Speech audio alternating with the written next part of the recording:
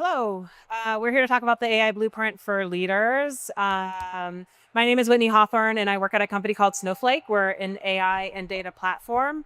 Uh, and I'm going to talk to you a little bit about the trends that we're seeing in AI and data for hospitality, as well as how we're seeing companies that have successfully captured these trends and started orchestrating them throughout their company's work.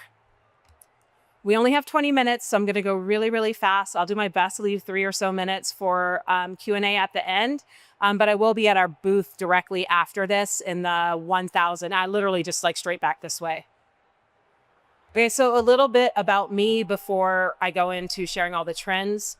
Again, I'm Whitney Hawthorne. I head up travel and hospitality for Snowflake. I've been at Snowflake for about a year now. My background is actually heavily in travel. Prior to Snowflake, I was at a company called Navan. It's a travel management company, and I was the chief customer officer there, which means I was responsible for what you would consider the actual travel agency. So all of the agents you would interact with, as well as the mid and back office work.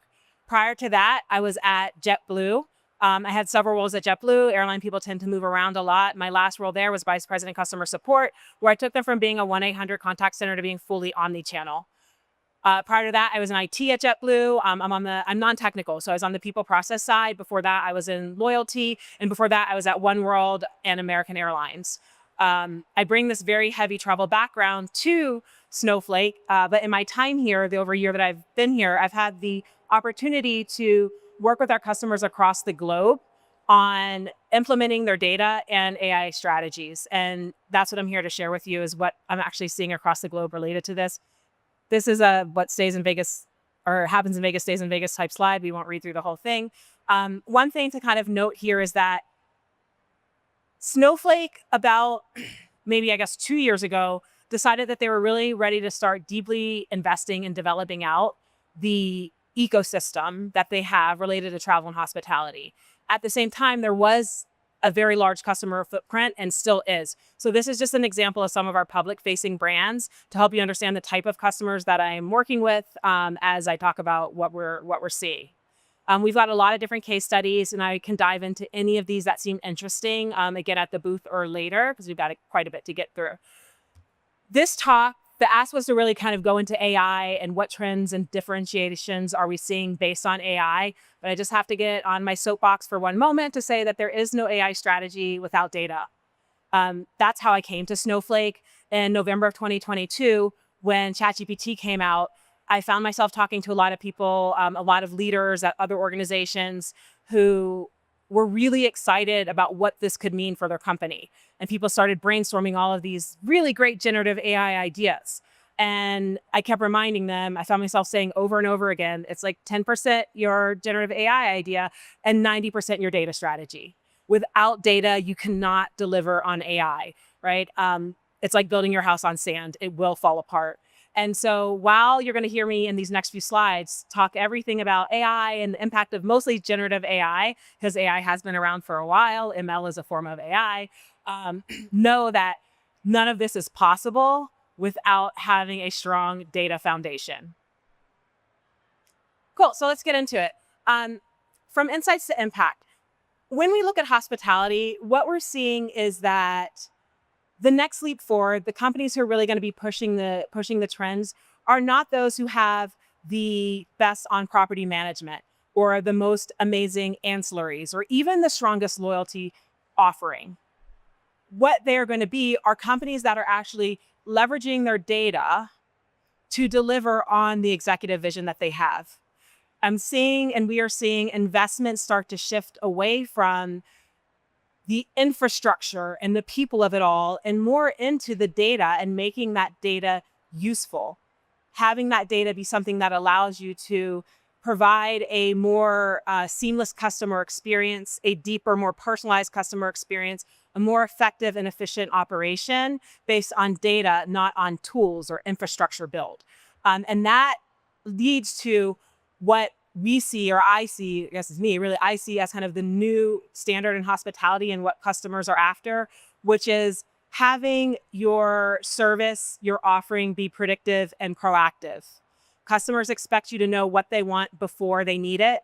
They expect you to know that things have gone wrong before they went wrong and fix them, before they have to let you know about it. And this is really driving a lot of the goals that we're seeing related to AI projects.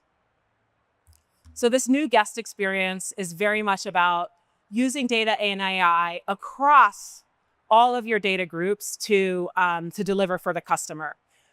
That first starts with the unification of data, and we'll talk about that next. So challenges, how do you get there to this kind of new AI world? In hospitality, one of the things that we have seen is it's extremely complex. Coming from an airline background, I thought airlines were complex, but when you look at a top tier hotel brand that is dealing with operators, owners, franchisees, and then their own data sets related to loyalty, customer support, et cetera, it is very, very complex. The number of constituents you have that are housing and siloing your data.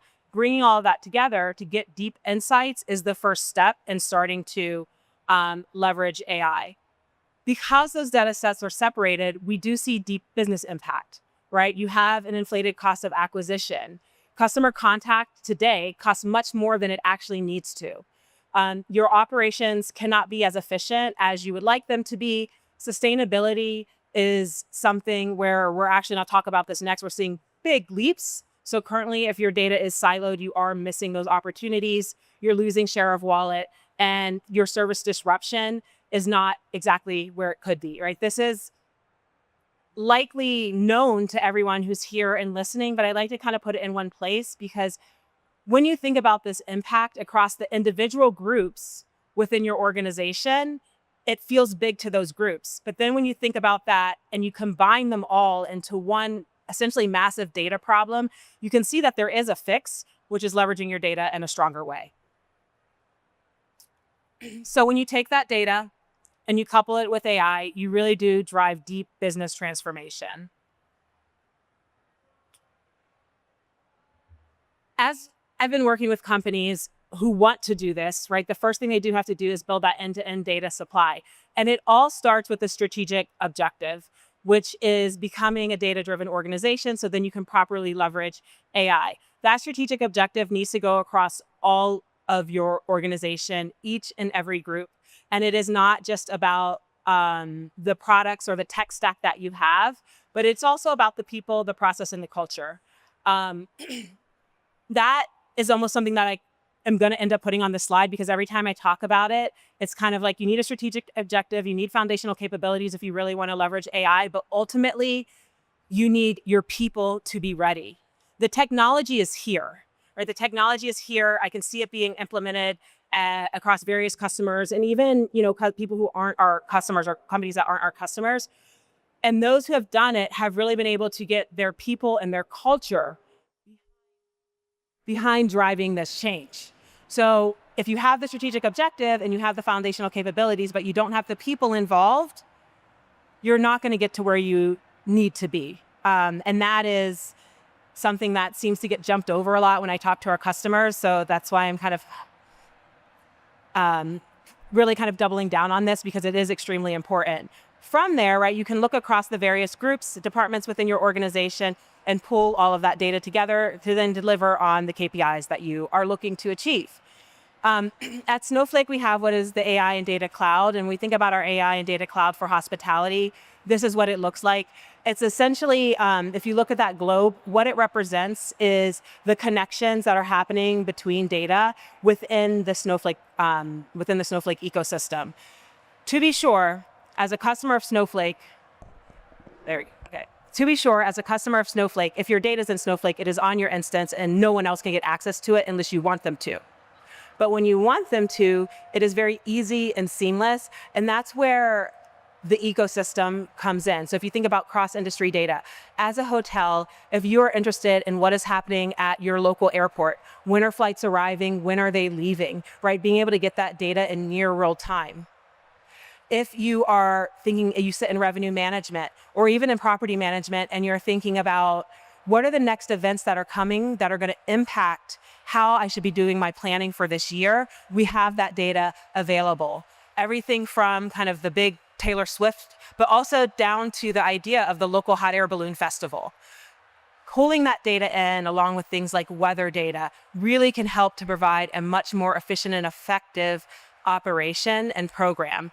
We also have a lot of partners who you can work with in our ecosystem. If you sit, for example, in the marketing or loyalty space, where you can get a much deeper understanding of who your guests are based on what they're doing outside of your property. So pulling in that third-party data to say, okay, I know that Mr. Smith travels on me for business. Can I know more about him? Like, who else is in his household? Does he ever come to this area for vacation? Does he come with others?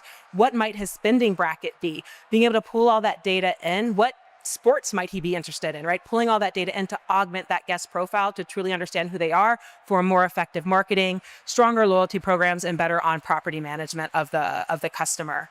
So that's what happens in the data cloud. And with that, you start to see some significant business outcomes across. These are the areas where I see the most impact happening: marketing, customer contact, loyalty and co-brand, property management, and revenue management.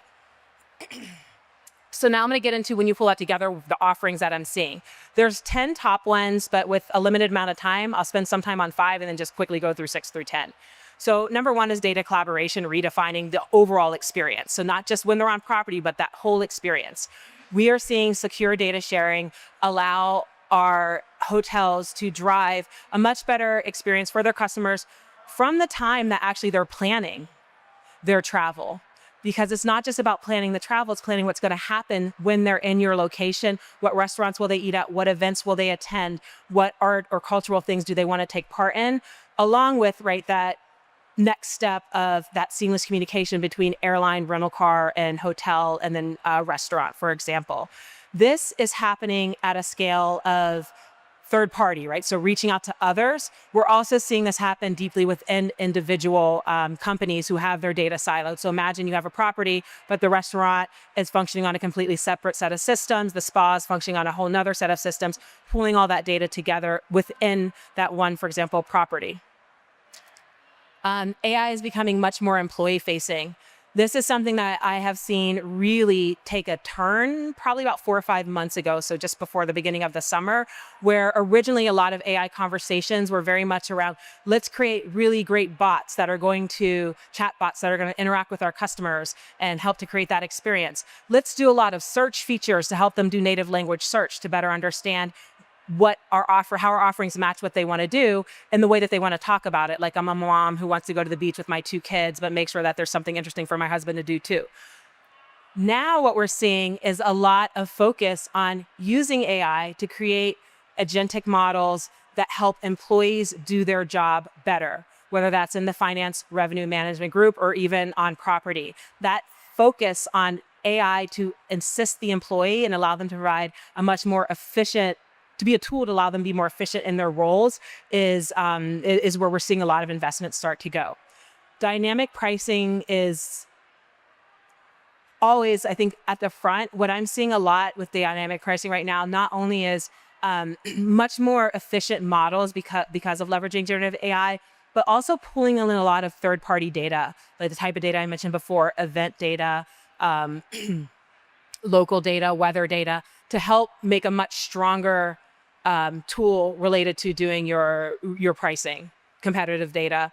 And then this personalization, there's a shift now occurring to personalization within how we're making marketing and offering to folks. Previously, we're often limited to understanding who is this person, what is their tier, are they visiting us for business or leisure, and if you're lucky, they might mention, if it's leisure, it's a birthday. Now, you don't have to be lucky, you can just know. And you can know not only are they traveling, for example, for business, but they're traveling for business with a group versus traveling for business with an individual. Or they're traveling for leisure, they're a top tier customer, and they're traveling with their spouse for a romantic getaway versus they're traveling for leisure, top tier customer, traveling with their family. And then you can take that information and create personalized offerings for them. Right. And when we say personalized offerings, down to true hyper-personalization of one-to-one, where the marketing that you're doing, the on-site experiences that you're offering them truly match what it is that they want. So if I'm traveling with my spouse, you're going to send me things about romantic dinners and beach walks. But if I'm traveling with my kids, you're going to send me things about pancakes and water sports at the, at the beach, I guess, or at the pool. So being able to get to that level. And there's two parts to this, to be very short. One part is that dynamic personalization of the data. The other is the content creation. So leveraging generative AI to create, because previously systems couldn't handle the need to create, for example, if you have 1 million customers in your database, that's 1 million emails that you're sending. Just not possible. 1 million subject lines, 1 million different sets of images to go out. Now you can do that, right? So we're moving not only from being able to truly understand who that person is, but then also develop the content to match them at a one-to-one level. And then increasing adoption of RAG for accuracy. So RAG is retrieval augmented generation. And essentially what this is, it's like, you can imagine it if you're not familiar, it's like a little box that when your AI tries to make a decision, it can only make decisions based on what's in the box. And that helps to reduce the amount of hallucinations that happen. That helps to make it much more likely that what your AI is telling you is real and true. We're seeing many tools be developed outside of RAG to help create that level of trust, because without trust in the AI, you can't actually use or leverage it. And so this is allowing a lot of the expansion that we're seeing. And so if this is an area where your company has been very interested in leveraging AI, but you're nervous about being able to trust it, being able to properly train your models, tools are starting to come up to really allow for that to happen in a much more secure and safe way. Now, with 3 minutes left, I'm going to buzz through the last slides. But these are some additional offers we're seeing. I mentioned earlier, sustainability initiatives are really picking up quickly. Think about waste management from a food perspective, from a linens and washing perspective. More efficient staffing can actually fall into this category sometimes. We're seeing a lot of monetization happen. If you just Google Marriott Retail Network, you'll see what they have done using clean rooms to actually start to create essentially a brand new stream of revenue worth millions of dollars. Agentic AI is starting to support these seamless journeys. So not only being able to link that customer's journey across customers, but actually take the actions to update and change. So my flight is late, letting the agentic AI let the hotel know. Enhancement of revenue management systems, and then a lot around speech to text and using voice analytics to get really deep in understanding what is going on with your customer, turning every single customer call into data that can be used across your organization, not just within customer contact. So the how. This is really the area where when we start thinking about how, like I said, the tech is there, it exists. The data is oftentimes there, but it's not being used. And a lot of that has to do with the people, right? We need our leaders to start to shift their mindset and schools and tool set to embrace AI as transformative rather than a disruptor. You can't be afraid of it. You really have to lean in. It's here. It's not going anywhere. And now is the time, if you haven't already started, to get deep in that. I have a model that I use. I'll walk you quickly through 3 parts of this, but the first is really about adapting and making sure that you shift your mindset as a leader and you shift that mindset of your team to understand the importance of data and AI and how and AI literacy within your business. And the biggest thing to take away here is that AI isn't about doing the same things you were doing faster. It's about doing them in a brand new way. If your team is sitting down and thinking, how can we get more efficient? And more efficient means doing the same thing that I did before faster, you're missing the point. You really have to take that step back and say, in a brand new world with this brand new technology, if I could start fresh, what would I do? And start from there, because that is where the companies who are transforming what their industries and markets look like are doing. The next thing after you adapt is to start to augment, to enhance your decision-making, actually leveraging the AI, right? AI that you can trust, AI that you understand. And we can see that happening heavily in these 3 areas that I mentioned here: marketing, operations, and customer support.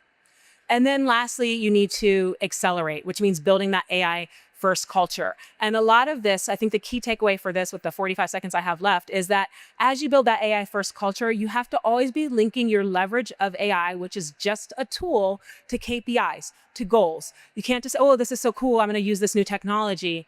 To what end? Why are you doing it? And throughout your organization, consistently linking the AI usage to specific KPIs and business outcomes that you are after. When you do that, that really is how you start to deliver the change and transformation that your organization will require to remain relevant and at some point soon to just exist.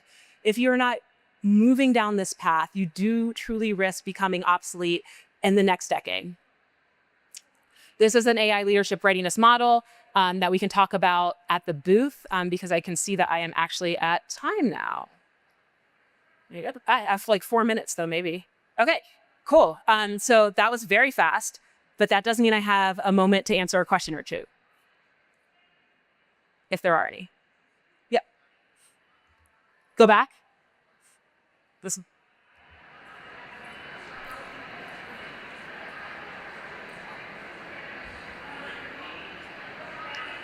I am not sure how it gets distributed, but if you come by the booth, I'm happy to make sure that I get you a copy, yeah.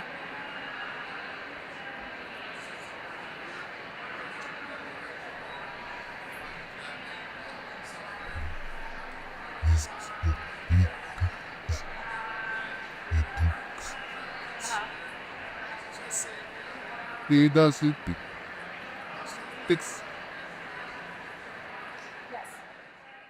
Yeah. So the question is, are we going in the direction where basically you could talk to your phone and say, hey, I want to go here and can you fix it for me? Do it for me. That's the direction we're heading. I think one of the things that you may have seen recently in the news is LLMs, specifically ChatGPT, allowing you to do purchase through ChatGPT, right? So that purchase is you can go on and you can buy something from Walmart. That's coming for travel. Right. There's a lot behind making that happen. And a lot of it is not, again, technology. It's more policies and business deals, who gets what cut of those bookings and things like this. But that is coming where agentic agents will be doing the booking for your customers. That is a huge trend we're seeing right now, which is how are you preparing your data and your offerings to be able to interact with agents? Because ultimately customers will have agents that they are using to do their booking and their shopping. How are you keeping your brand top of mind so that when they go into the LLM, they type in, for example, tell me about the beach hotels that would be good for me and my family from Marriott, so that it doesn't defer to whatever the LLM wants to defer to, right? You have to keep your brand top of mind. And then when that happens, that your actual data sets can talk and interact with the agentic AI. All right, any other questions? Cool. Okay, well, that was a little bit on AI and hospitality. And again, I'll be at the Snowflake booth for the next couple hours if anyone has any questions that you want to ask one-on-one. Thank you.